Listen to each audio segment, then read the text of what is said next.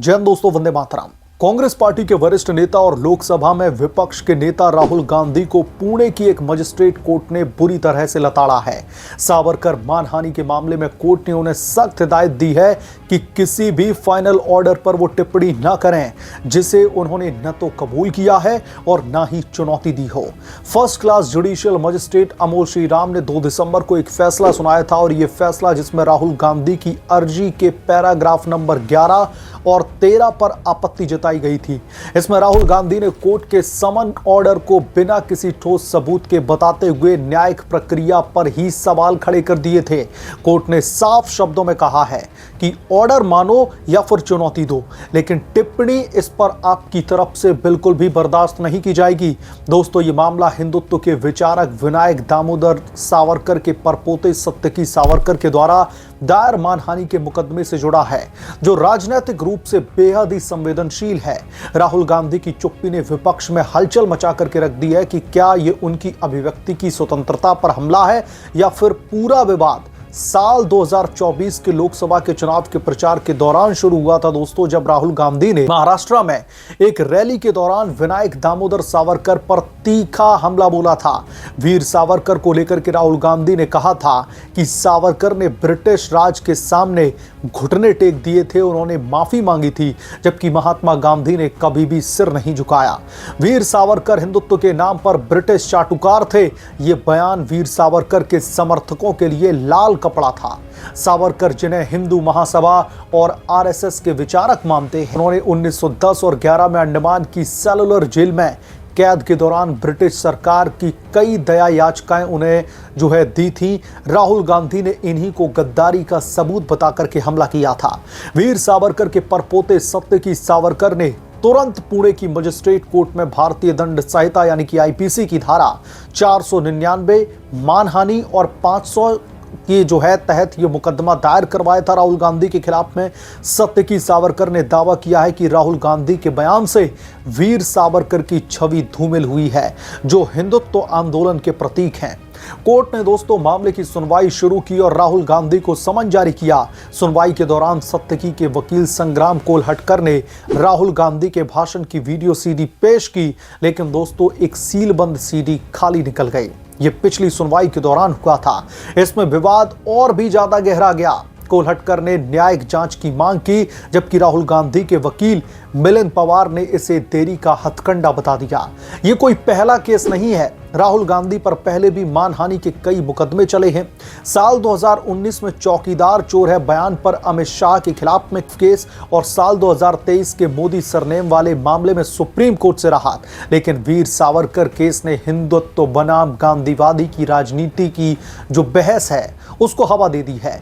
BJP ने इसे Congress party की सावरकर विरोधी साजिश बताया, जबकि कांग्रेस पार्टी ने इसे आरएसएस का बदला कहा। 2 दिसंबर की सुनवाई में कोर्ट ने राहुल गांधी की 27 नवंबर की अर्जी पर फैसला सुनाया। राहुल गांधी की अर्जी के पैरा नंबर 11 में दोस्तों लिखा था कि शिकायतकर्ता यानी कि सत्यकी सावरकर बिना किसी ठोस सबूत के आरोपी यानी कि राहुल गांधी के खिलाफ में समन ऑर्डर पाने में कामयाब रहे। पैरा नंबर 13 में उन्होंने कोर्ट के पिछले जज के फैसले का हवाला देते हुए कहा कि सबूतों का विश्लेषण बिना किए समन गलत है। सत्यकी के वकील संग्राम कोल्हटकर ने आपत्ति जताई कि ये पैराग्राफ शिकायतकर्ता के व्यवहार पर कीचड़ उछालते हैं और न्यायपालिका पर शक भी पैदा करते हैं। आरोपी ने कोर्ट के कामकाज पर गंभीर इल्जाम लगाए हैं। मजिस्ट्रेट की अमोल श्रीराम शिंदे ने राहुल गांधी को बुरी तरीके से लताड़ते हुए कहा कि इस कोर्ट का मानना है कि अगर आरोपी को समन ऑर्डर से कोई शिकायत है तो इन्हें उसे उचित कोर्ट में चुनौती देनी चाहिए, लेकिन वो इस ऑर्डर पर कोई भी कमेंट नहीं कर सकते जिसे उन्होंने चुनौती ही नहीं दी है। या तो आपको ऑर्डर को मानना होगा या फिर उचित अदालत में चुनौती देनी पड़ेगी। इसलिए ये कोर्ट निर्देश देता है कि आरोपी यानी कि राहुल गांधी किसी भी ऐसे ऑर्डर पर किसी भी तरीके का कमेंट नहीं कर सकते जो फाइनल हो गया हो या फिर जिसे उन्होंने चुनौती ही नहीं दी है। कोर्ट ने साफ किया कि राहुल गांधी ने समन को न कबूल किया है और ना ही बॉम्बे हाईकोर्ट में चुनौती दी है, तो अब टिप्पणी का कोई हक नहीं बनता। सत्यकी की अर्जी को निपटाते हुए कोर्ट ने राहुल गांधी को निष्पक्ष न्याय का पाठ पढ़ाया। ये लताड़ दोस्तों न सिर्फ कानूनी बल्कि राजनीतिक रूप से भी राहुल गांधी के लिए झटका है। विपक्ष के नेता के तौर पर उनकी बोलने की आजादी पर सवाल खड़े करती है कांग्रेस पार्टी। लेकिन कोर्ट के फैसले को, कोर्ट के द्वारा दिए गए वक्तव्य को कैसे ट्विस्ट करते हैं राहुल गांधी अपने पॉलिटिकल फायदे के लिए।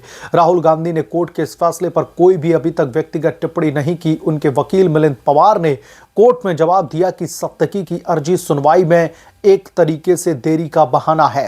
पवार ने सुप्रीम कोर्ट और हाई कोर्ट के दिशा निर्देशों का हवाला दिया, जिसमें सांसदों के मामलों को जल्द निपटाने के लिए कहा गया।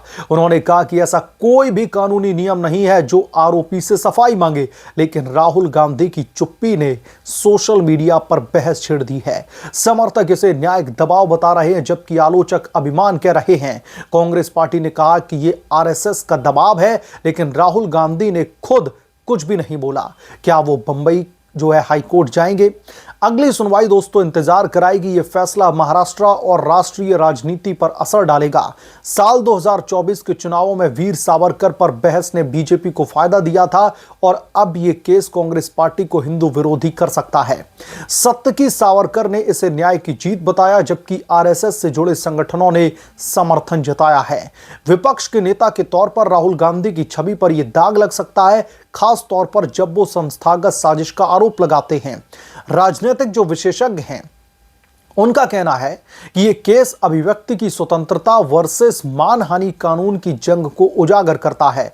अगर राहुल गांधी हाई कोर्ट जाते हैं तो मामला और भी ज्यादा लंबा खिंच सकता है। लेकिन दोस्तों यहां पर समझने वाली बात यह है कि राहुल गांधी की तरफ से जिस तरीके से टीका टिप्पणी की जाती है, जब भी कोर्ट की तरफ से कोई ऐसा वर्डिक्ट निकल करके सामने आता है तो राहुल गांधी उस वर्डिक्ट को लेकर के, उस फैसले में सुनाई गई जो है दलीलों को लेकर के, या फिर जो भी कोर्ट की तरफ से स्टेटमेंट दिया है उसे अपने हिसाब से ट्विस्ट एंड टर्न करने की कोशिश करते हैं अपने पॉलिटिकल माइलेज के लिए। लेकिन इस बार पुणे की कोर्ट ने सीधे तौर पर राहुल गांधी को भयंकर लताड़ लगाई है। पुणे की कोर्ट ने यह साफ कह दिया, एक तरीके से अल्टीमेटम दे दिया है कि राहुल गांधी जी, या तो आप उस फैसले को जाकर के चैलेंज करिए, और अगर आप चैलेंज नहीं कर सकते तो किसी भी फाइनल जजमेंट पर आप ऐसे टीका टिप्पणी नहीं कर सकते। यह आपके लिए ठीक नहीं होगा। तो कुल मिलाकर के राहुल गांधी को कोर्ट ने बुरी तरीके से लताड़ा है। राहुल गांधी की इस लताड़ को कांग्रेस पार्टी एक बहुत बड़े झटके के तौर पर देख रही है, क्योंकि राहुल गांधी के खिलाफ में कोर्ट की यह टिप्पणी, वो भी उस मानहानि के केस में जिसमें राहुल गांधी अड़े हुए हैं कि वो वीर सावरकर पर की गई टिप्पणी पर माफी नहीं मांगेंगे। इनके मुताबिक वो माफी वीर ही हैं।